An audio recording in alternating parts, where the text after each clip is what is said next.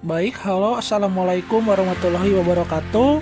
Perkenalkan, nama saya Haika Maulana Akbar dengan NIM 2205332 dari kelas 5 PPSDM. Di sini saya akan membuat video pembelajaran tentang rangkuman bab 1 yang membahas managing people atau bagaimana kita untuk menghandle seseorang.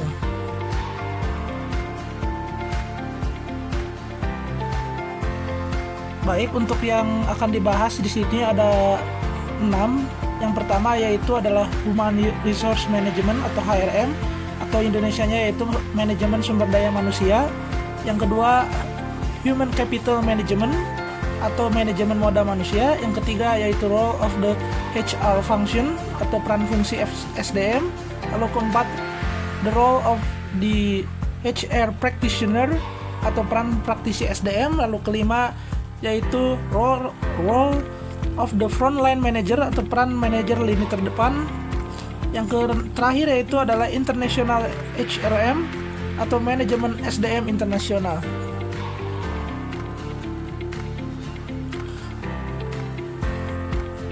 Baik, yang pertama di sini yaitu ada Human Resource Management atau manajemen sumber daya manusia. Manajemen sumber daya manusia didefinisikan sebagai pendekatan strategis dan konsisten untuk mengelola aset organisasi yang paling berharga, orang-orang yang bekerja di dalamnya, dan berkontribusi secara individu dan kolektif untuk mencapai tujuannya. Manajemen sumber daya manusia adalah manajemen yang berfokus pada faktor produksi manusia dengan segala aktivitasnya untuk mencapai tujuan organisasi. Sumber daya manusia merupakan investasi yang memegang peranan penting bagi perusahaan. Nah, tanpa sumber daya manusia, tentunya faktor produksi lainnya itu tidak dapat digunakan secara maksimal untuk bisa mencapai tujuan perusahaan itu tersebut. Menurut Morley Wayne 2008 menyatakan bahwa manajemen sumber daya manusia adalah pemanfaatan individu untuk mencapai tujuan organisasi. Setiap individu pekerja akan berhubungan dengan masalah-masalah sumber daya manusia dalam banyak tantangan seperti tantangan lingkungan atau environmental challenge, lalu tantangan organisasional atau organisasional challenge, dan tantangan individual atau individual challenge. Lalu berikut di sini adalah tujuan dari manajemen sumber daya manusia. Yang pertama yaitu tujuan untuk organisasinya ditujukan untuk dapat mengenali keberadaan manajemen sumber daya manusia dalam memberikan kontribusi pada pencapaian efektivitas organisasi. Lalu kedua, tujuan untuk fungsionalnya, yaitu untuk mempertahankan kontribusi departemen pada tingkat yang memenuhi kebutuhan organisasi. Lalu tujuan sosial, yaitu untuk merespon kebutuhan dan tantangan masyarakat secara etis dan sosial melalui langkah-langkah untuk meminimalkan dampak negatif terhadap organisasi. Lalu yang terakhir yaitu tujuan pribadi. Tujuan pribadinya yaitu bertujuan untuk membantu karyawan mencapai setidaknya tujuan yang dapat meningkatkan kontribusi individu terhadap organisasi. Lalu berikut di sini yaitu ada tugas manajemen sumber daya manusia. Manajemen sumber daya manusia diperlukan untuk meningkatkan kualitas sumber daya manusia yang dimiliki oleh sebuah organisasi, sehingga mampu bisa untuk berkompetisi dalam menghadapi era globalisasi yang selalu berubah. Nah, di sini ada beberapa tugas dari manajemen sumber daya manusia, yaitu ada 5. Yang pertama yaitu pertama, persiapan dan seleksi tenaga kerja atau preparation and selection. Lalu yang kedua ada tentunya untuk melakukan rekrutmen. Ketiga yaitu melakukan seleksi tenaga kerja. Lalu yang keempat melakukan pengembangan dan evaluasi pegawai. Yang terakhir yaitu memberikan kompensasi dan perlindungan kepada karyawan.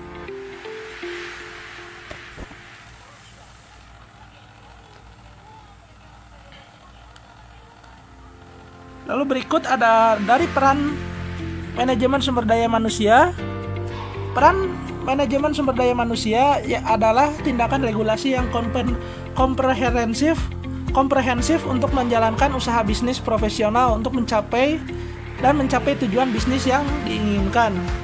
Manajemen sumber daya manusia tentunya itu diperlukan ya untuk mencapai tujuan perusahaan baik dari sudut pandang keuntungan maupun tujuan lain yang diinginkan oleh para pemimpin bisnis. Pengendalian manajemen diperlukan untuk memastikan aktivitas organisasi mempunyai jalur dan aturan yang jelas, agar aktivitas organisasi dapat melaksanakan rencana, mencapai tujuan yang diinginkan, dan mampu mengantisipasi berbagai risiko bisnis yang bisa saja mungkin terjadi. Lalu berikutnya ada kompetensi sumber daya manusia. Kompetensi adalah suatu kemampuan dan keterampilan tertentu yang dimiliki oleh seorang pegawai yang dapat menjadikannya lebih baik daripada orang lain karena kompetensi tersebut. Kompetensi adalah ciri mendasar seseorang yang berkaitan secara kausal dengan pemenuhan kriteria yang diperlukan untuk melakukan pekerjaan itu. Yang tentunya di sini ada 3 kompetensi yang harus dimiliki oleh Departemen Sumber Daya Manusia, yaitu meliputi pertama yaitu keterampilan, kedua pengetahuan, dan ketiga personal quality.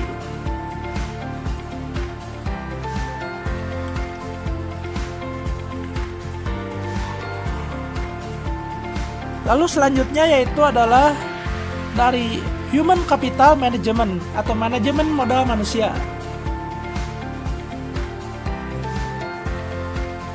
Di dalam dunia kerja, kata manajemen modal manusia atau Human Capital Management pasti ada didengar di setiap orang karena istilah tersebut mengacu pada posisi kunci dalam perusahaan yang mempunyai tanggung jawab besar terhadap sumber daya manusia dan kemajuan bisnis. Human Capital Management atau disingkat dengan HCM merupakan departemen yang mengelola sumber daya manusia sebagai aset berharga perusahaan. Untuk mencapai tujuan perusahaan maka harus meningkatkan nilainya. HCM berasumsi bahwa sumber daya manusia atau SDM merupakan aset investasi perusahaan dan perlunya pencarian talenta pada tahap pencarian kerja. Lalu apa tugas dari Human Capital Management? Yang pertama sini yaitu melakukan rekrutmen, lalu kedua menyusun dan memberikan job desk, ketiga yaitu mengukur beban kerja karyawan, keempat yaitu membuat kebijakan lembur bagi pegawai, kelima membuat pelatihan dan pengembangan pelatihan dan pengembangan, lalu keenam yaitu memberi penilaian kinerja pegawai.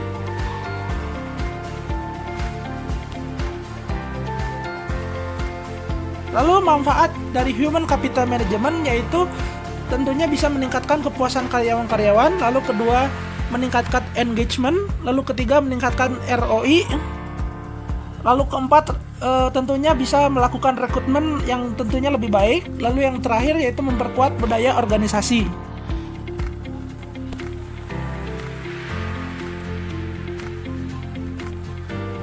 Lalu bagaimana dengan strategi penerapan manajemen human capital? Membangun pengelolaan human capital bukanlah proses yang cepat dan mudah. Terlepas dari proses perencanaan panjang, hasil dari tidak terlihat dalam jangka pendek. Banyak pemilik usaha yang gagal karena sulit menentukan tujuan untuk melakukan pengelolaan tersebut. Tekad merupakan sikap yang penting dan dalam proses persiapan HCM. Ada 5 kemungkinan tentunya strategi yang bisa untuk merancang manajemen sumber daya manusia dalam suatu organisasi. Di sini yaitu pertama adalah menetapkan visi panduan, lalu kedua menetapkan tujuan sumber daya manusia yang jelas, lalu keempat membuat kebijakan pencapaian tujuan yang telah ditetapkan, lalu keempat membuat rencana implementasi yang lengkap, lalu yang kelima membuat sistem akuntabilitas.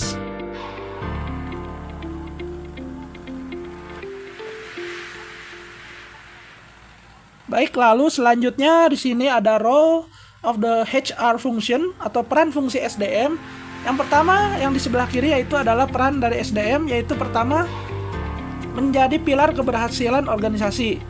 SDM merupakan aset paling berharga bagi suatu organisasi. Kualitas, kompetensi, dan motivasi SDM dapat menentukan keberhasilan atau kegagalan organisasi dalam mencapai tujuannya. Lalu kedua, penggerak inovasi dan kreativitas. SDM yang terampil, berpendidikan, dan memiliki semangat inovasi untuk mendorong perkembangan organisasi melalui ide-ide kreatif dan solusi yang inovatif. Lalu ketiga, pendorong produktivitas. SDM yang termotivasi, terlatih, dan memiliki lingkungan kerja yang kondusif dapat meningkatkan produktivitas dan efisiensi kerja. Lalu keempat, yaitu membangun budaya organisasi. SDM juga berperan dalam membentuk dan menjaga budaya organisasi yang positif yang dapat mempengaruhi perilaku, sikap, dan kinerja karyawan. Lalu kelima, penjaga citra organisasi. SDM yang kompeten dan profesional dapat meningkatkan citra positif organisasi di mata masyarakat. Lalu yang di sebelah kanan yaitu adalah fungsi SDM. Yang pertama, dari perencanaan. Fungsi ini meliputi perencanaan kebutuhan SDM seperti analisis pekerjaan dan pengembangan deskripsi pekerjaan. Lalu kedua, pengadaan. Nah, untuk di fungsi pengadaan ini bisa mencakup rekrutmen, seleksi, dan penempatan karyawan yang sesuai dengan kebutuhan organisasi. Lalu yang ketiga, pelatihan dan pengembangan. Ini bertujuan untuk meningkatkan kompetensi, keterampilan, dan pengetahuan karyawan melalui berbagai program pelatihan dan pengembangan. Keempat, ada kompensasi dan manfaat. Fungsi ini meliputi pemberian gaji, tunjangan, dan manfaat lainnya kepada karyawan sesuai kebijakan organisasi. Lalu kelima yaitu evaluasi kinerja. Fungsi ini bertujuan untuk menilai kinerja karyawan, memberikan umpan balik, dan menentukan langkah-langkah pengembangan selanjutnya. Lalu yang keenam, hubungan industrial. Fungsi ini mencakup pengelolaan hubungan antara organisasi dengan karyawan, serikat pekerja, dan pihak-pihak terkait lainnya.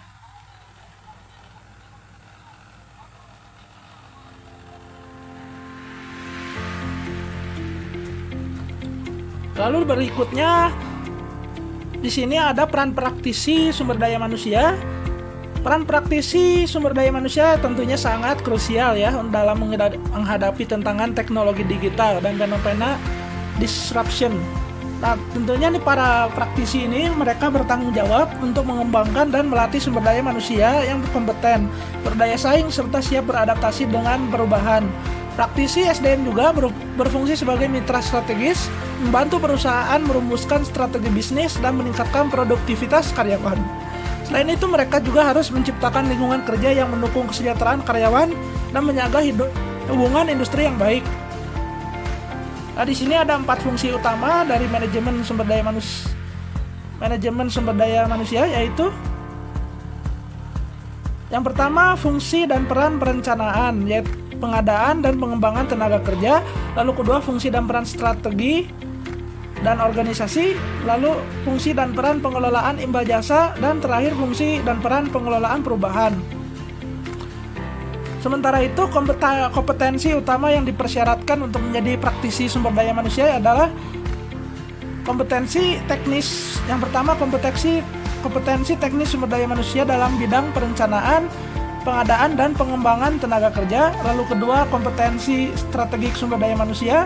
Ketiga, kompetensi pengelolaan imbal jasa. Keempat, kompetensi hubungan antar manusia atau pengelolaan tim. Lalu yang terakhir, kompetensi pendukung dalam kemampuan menyusun dan mengembangkan program. Ketiga, serta kemampuan mengembangkan program kesetaraan kesempatan kerja atau equal employment opportunity.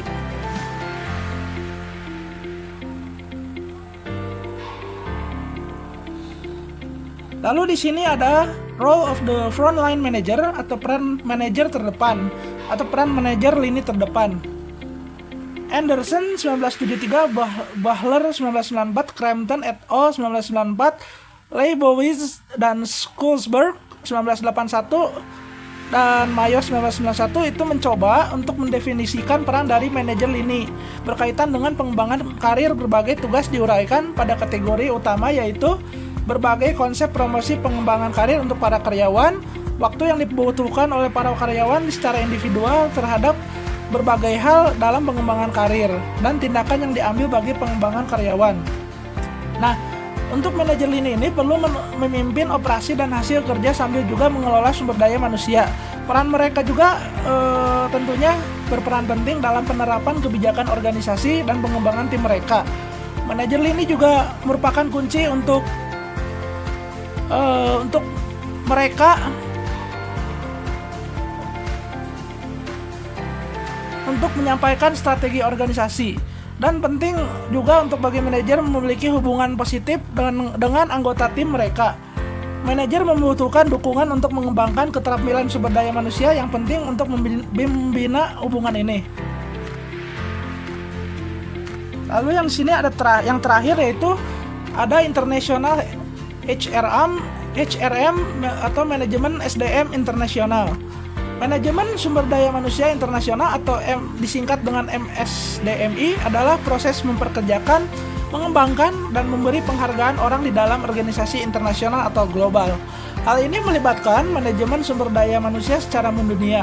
Tidak hanya manajemen sumber daya manusia mancanegara experience saja. Nah, di dalam era globalisasi ini, bisnis semakin beroperasi di luar batas-batas negara. MSDM internasional menjadi penting karena yang pertama, keragaman budaya. Tentunya di setiap negara memiliki budaya kerja yang unik yang tentunya bisa mempengaruhi motivasi, perilaku, dan harapan karyawan. Lalu kedua, peraturan hukum yang berbeda. Undang-undang ketenaga kerjaan, pajak, dan imigrasi berbeda-beda di setiap negara tentunya, sehingga perusahaan harus mematuhi peraturan yang berlaku. Lalu ketiga, kondisi ekonomi yang dinamis. Fluktuasi mata uang, inflasi, dan kondisi pasar tenaga kerja yang berbeda dapat mempengaruhi strategi kompensasi dan benefit. Lalu yang terakhir adalah tantangan global. Nah, isu-isu seperti globalisasi, teknologi, dan perubahan iklim untuk menciptakan tantangan baru bagi manajemen sumber daya manusia.